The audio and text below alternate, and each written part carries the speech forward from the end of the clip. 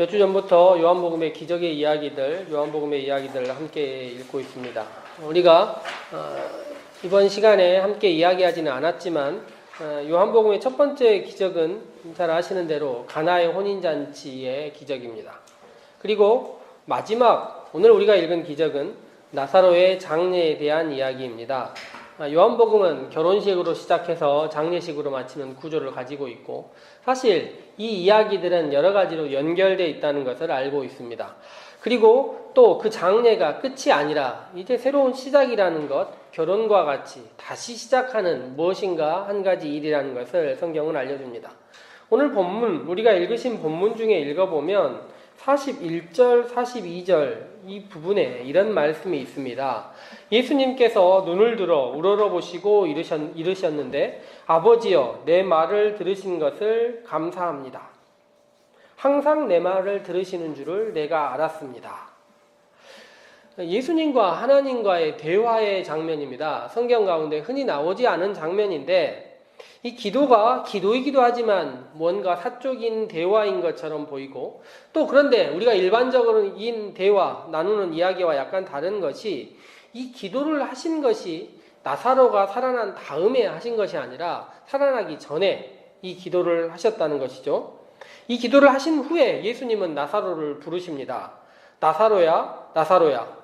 그리고 나사로는 무덤에서 나오는 것입니다. 일반적인 감사라는 것이 무엇인가 사건이 일어난 다음에 이루어지는 것이 보통이지만 나사로의 기도, 나사로와의 이야기, 이 이야기는 반대로 기록되어 있는 것 같습니다. 무엇인가 이유가 있을 것 같은데요. 오늘 성경 앞쪽부터 한번 살펴보도록 하겠습니다. 요한복음 11장 1절부터 보면 아픈 환자 한 명이 있습니다. 이름은 나사로라는 사람인데 당시 유대에는 되게 흔한 이름이었던 것 같아요. 누가복음 읽다 보면 거지 나사로 있지 않습니까? 죽어가지고 아브라함이 품에 안겼다고 불리는 이 나사로라는 이름, 성경 가운데 이렇게 나타나는 이름 중에 불현듯 나타나는 이름 중에 자주 나타나는 이름이 이렇게 흔치 않은데 당시에 많은 사람이 이런 이름을 가지고 있었던 것 같은데 요한복음에 처음 나오는 이름이지만 이 이름 다음에 그 가족에 대한 설명이 몇 명 나옵니다. 첫 번째가 그 다음 장에 나오는 12장에 나오는 향유 부은 여인에 대한 이야기입니다. 요한복음은 설명을 해주는데 우리가 생각하는 것처럼 시간에 따라서 이렇게 애써 설명하려고 하지는 않는 것 같습니다. 어찌 그리 생각해보면 우리가 이렇게 설교하는 것이 되게 요한복음에는 맞아요. 왜냐하면 처음 성경을 읽는 분들이 아니시지 않습니까? 이미 다 읽었던 분들이고 뒤에 결말을 알고 있는 분, 흔히 말하는 스포일러가 이미 다 퍼져 있는 상태로 성경을 읽고 있기 때문에 앞에 이야기를 꼭 뒤에를 모른다고 설명하고 그렇게 말할 수는 없는데 요한복음은 이미 뒤쪽을 알고 있다는 듯 전제하고 성경 이야기를 시작합니다. 그리고 이 가족 전체가 예수님의 많은 사랑을 받았다 이렇게 기록되어 있습니다. 우리가 읽은 성경 보통 나사로를 오라버니라고 기록합니다. 그런데 이 헬라어 성경에서는 위아래 개념이 없어요. 그냥 한 가족입니다. 그러니 나사로가 첫째인지 둘째인지 셋째인지 알 수가 없는 것입니다. 우리들은 흔히 성경을 생각할 때 나사로를 첫째로 생각하고 성경을 이해하고 동생들이 오빠 이런 상실감에 울고 있다 생각하는데 둘째를 잃었을 수도 있고 셋째, 막내가 죽었을 수도 있는 것입니다. 예전에 이렇게 생각하고 묵상을 해본 적이 있었는데 제일 위에 사람이 죽었다 울고 있는 장면과 가운데 장면과 마지막 동생이 죽었다 생각하고 우는 장면의 느낌은 굉장히 차이가 난다 생각할 수 있습니다. 그리고 이 사람에 대해서 예수님께 사람들을 보내요. 보내는데 뭐라고 이야기하냐면 주여 보시옵소서 사랑하시는 자가 병들었나이다. 이름을 대지도 않아요. 얼마나 예수님과 이들 가족 사이에 끈끈한 정, 이렇게만 말해도 충분히 알만한 사람이고 이렇게 말하는 것이 허용되었다는 것입니다. 요한복음의 저자는 가끔 사랑하는 제자라는 이름과 사랑하는 이라는 말을 드는데 이렇게 가족 전체를 누군가를 사랑하고 이들조차도 이 말을 공공연하게 사용하고 있는 경우는 흔치 않습니다. 이 가족과 예수님의 관계가 무척 유대관계가 있고 끈끈하다는 것을 알 수 있습니다.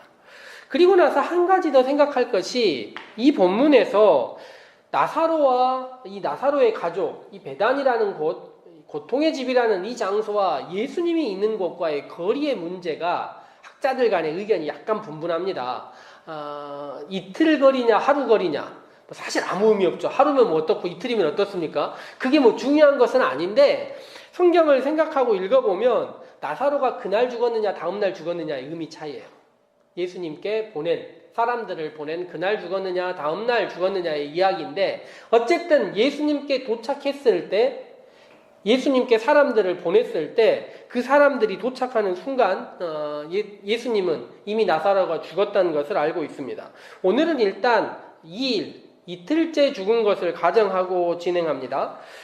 가족들은 예수님이 어디쯤 있는지 알고 있었던 것 같아요. 그래서 하루나 이틀 정도의 거리로 사람들을 보냈습니다. 그런데 문제는 무엇입니까?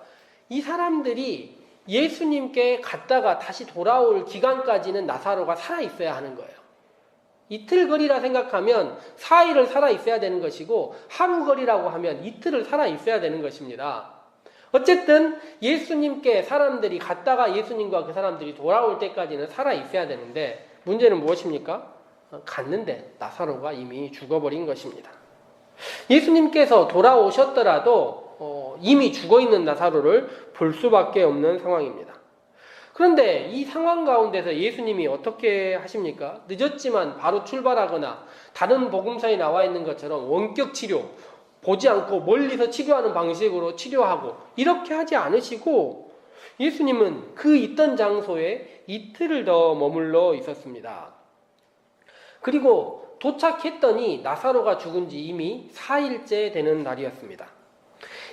우리나라도 장례는 보통 3일장으로 보통은 통상 치르고 있는데 이스라엘 나라에서도 3일이라는 기간이 지나고 나면 망자에게 더 이상 영혼이 돌아올 가능성을 완전히 제외시킨다 흔히 이야기를 합니다. 물론 돌아오는 경우도 흔치 않고 거의 있는 일도 없지만 임사체험의 경험들에 따르면 혹자들은 그렇게 살아나기도 한다고 해요. 그런데 이스라엘 사람들마저 모두 포기한 날짜가 며칠째냐면 4일째라는 거예요. 이미 포기하고 사람들이 뭐라고 얘기합니까? 시체에서 썩은 냄새가 날 정도다. 이미 모든 것을 포기했다 이야기를 하고 그때 예수님께서 그들에게 나타나셨던 것입니다. 그런데 앞쪽을 다시 살펴보고 이야기를 하자면 4절에 기록된 사람들이 도착했을 때 예수님이 뭐라고 이야기를 하시냐면 예수께서 들으시고 이르시되 이 병은 죽을 병이 아니라 하나님의 영광을 위함이요 하나님의 아들이 이로 말미암아 영광을 받게 하기 위함이다 적혀 있습니다. 어디선가 읽은 것 같지 않습니까? 어디서 읽었을까 이런 비슷한 본문을 이미 지난주에 9장 말씀을 읽을 때 말입니다. 누구의 죄입니까? 라고 물었습니다. 그랬더니 예수님께서 뭐라고 얘기하세요? 누구의 죄가 아니다라고 이야기를 하시는 것입니다. 병들었다 얘기를 했는데 4절 말씀에 엄밀히 보자면 이 병은 죽을 병이 아니라 하고 연결시키는 것이 아니고 이 본문도 어떻게 읽어야 되는 것이겠습니까? 이 병은 죽을 병이 아니다 이렇게 단정을 짓고 이 병으로 인해서 나사로가 영광을 받고 또 이것으로 인하여서 나도 새로운 존재로서 영광의 존재로서 거듭날 수 있는 일이 있다라고 이야기하는 것입니다.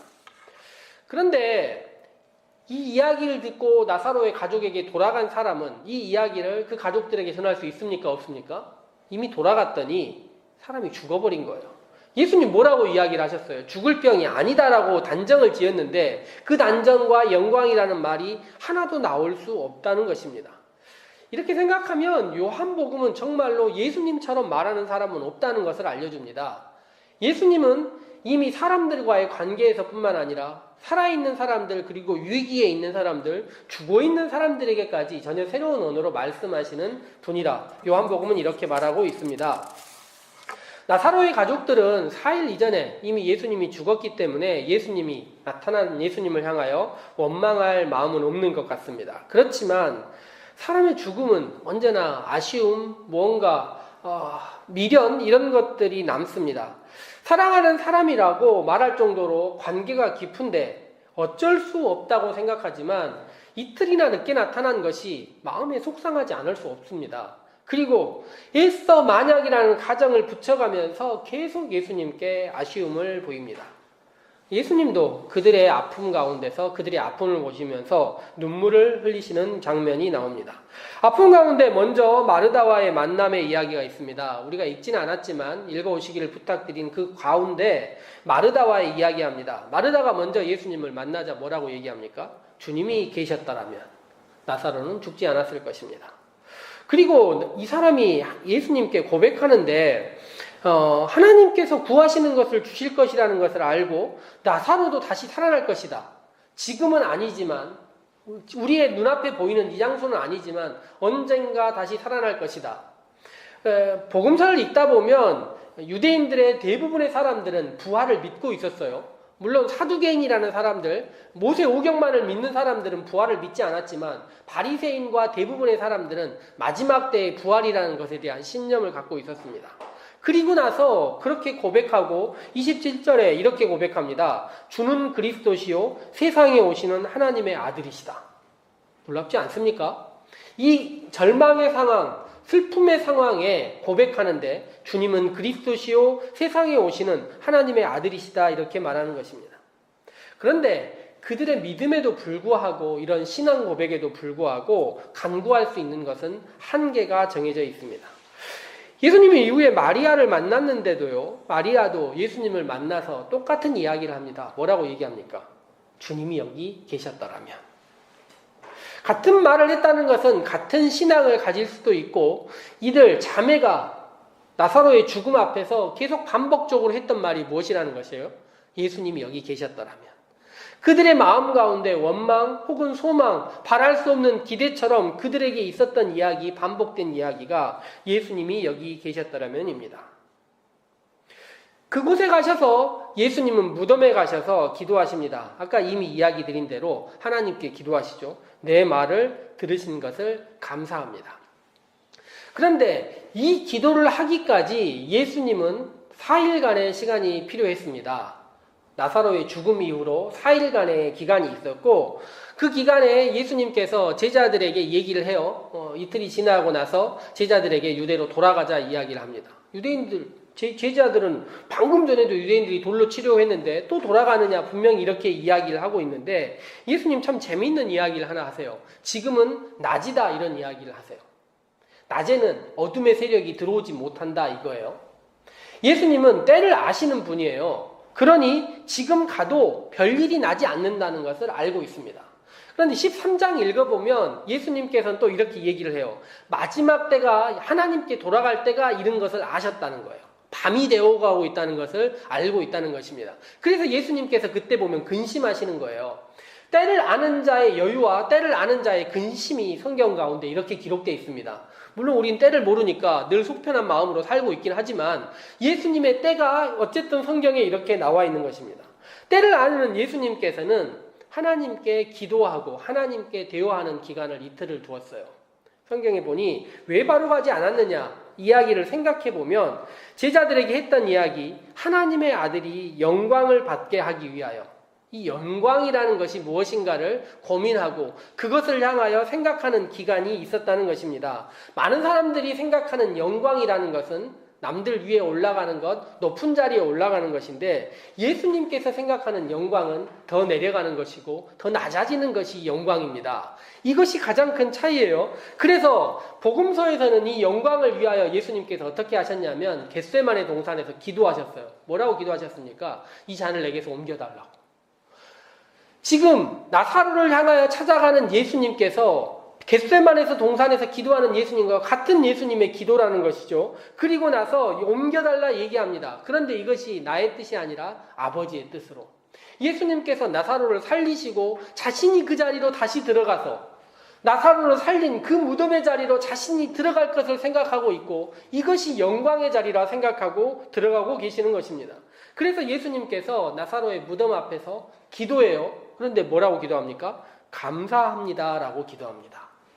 나사로의 죽음과 자신의 죽음이 등치되고 나사로의 살아남과 자신의 살아남이 다시 한번 반복되는데 나사로에게도 영광이 있고 많은 사람들이 놀라워하지만 자신에게도 하나님께서 영광을 받으실 수 있다 이렇게 생각하는 것입니다.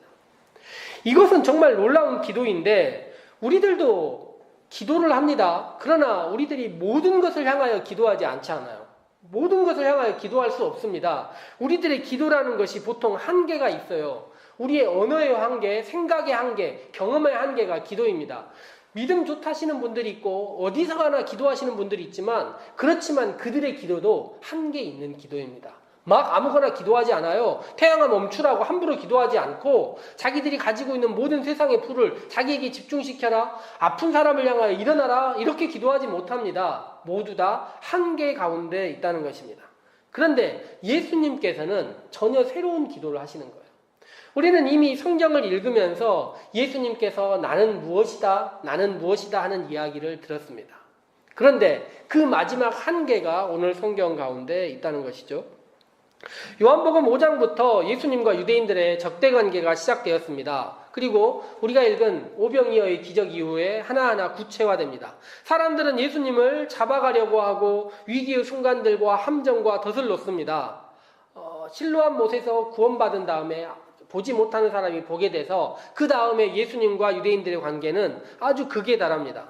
사람들은 예수님의 기적에 열광하고 예수님의 말씀에 놀라워하고 환호하지만 예수님은 이때가 절정에서 마지막을 향하여 가고 있다는 것을 알고 있습니다. 그리고 나서 13장 이후로 영광의 시간들이 찾아오고 있는데 이 영광의 시간이라는 것이 우리의 생각과 다르다는 것입니다. 예수님은 스스로가 나는 영광이다라고 얘기하지 않으셨지만 이 빛나는 자리, 놀라운 자리가 우리가 생각하는 그 자리가 아니라는 것이죠. 요한복음 6장에서 기적 이후에 제가 이 얘기를 드렸습니다. 이미 날이 어두웠는데 예수님은 아직 그들에게 오지 않았다. 풍랑은 거세고 어둠은 그들을 두렵게 하고 가야 할 곳에 이르지 못하는 상황이 반복됩니다. 그들의 경험은 바다가 익숙했지만 두려움이 그들의 눈을 가리고 있었는데 예수님께서 오셔서 나다라고 두려워하지 말라 이야기합니다. 그때 가지 못했던 곳, 밤새 이르지 못했던 곳에 기쁨으로 도착했다 이야기합니다. 예수님은 이후로 다양하게 나는 뭐뭇이다 이야기를 합니다. 9장에서도 똑같아요. 지난주 읽은 말씀에서도 평생을 어둠 속에 살았던 사람입니다. 이미 눈은 멀었고 구원은 예수님은 아직 그에게 오지 않았습니다. 많은 사람들이 그에게 왔지만 그가 들은 말은 누구 잘못이냐 이야기하고 누구 죄냐 이야기일 뿐이었습니다. 그런데 예수님은 그를 찾아오셨고 그는 예수님을 놀랍게 맞이하고 예수님께 경배합니다. 놀라움에서 멈추는 것이 아니라 어떤 예수님도 받아들일 수 있다 이야기하는 것입니다. 요한복음이 이제 우리에게 우리가 상상하고 우리가 생각했던 예수님을 넘어서라 이야기를 합니다. 오늘 성경에 있는 이 믿음 좋고 고백하고 예수님과 사랑했던 사람들이 뭐라고 이야기합니까? 나사로는 이미 죽었는데 죽어가는데 주님은 아직 이 자리에 이르지 않았다 이야기합니다. 나사로가 죽은 다음에도 똑같은 이야기를 해요. 주님께서 이곳에 계셨더라면. 이렇게 생각하는 신앙이 성경 가운데 있습니다. 그런데 요한복음의 저자가 말한 것처럼 우리는 뒤에 이야기를 알고 있어요. 여기에 멈춘 사람들이 아니다 이야기를 하는 것입니다. 일반적으로 여기 상황에서 끝나는 것이 아니고 요한복음은 시작부터 어둠이 있지만 빛이 어둠을 이기는 이야기를 들려줍니다. 우리가 사는 세상이 이미 어둠이 지배하고 있는 것처럼 보이지만 주님께서 아직 오시지 않은 것으로 보여서 많은 사람들이 이야기를 합니다. 뭐라고 이야기합니까? 주님을 보았던 많은 사람들이, 주님을 만났던 사람들이 한계 속에 갇혀서 주님께서 여기 계시지 않았기에 나사로가 죽었다, 우리는 건너가지 못했다, 눈을 아직 뜨지 못했다 이야기를 합니다. 그렇지만 주님을 본 사람이 아니라 주님을 믿는 우리의 고백은 어떠합니까? 주님께서 이 자리에 함께 하십니다라고 고백하는 존재들로 바뀌는 것입니다.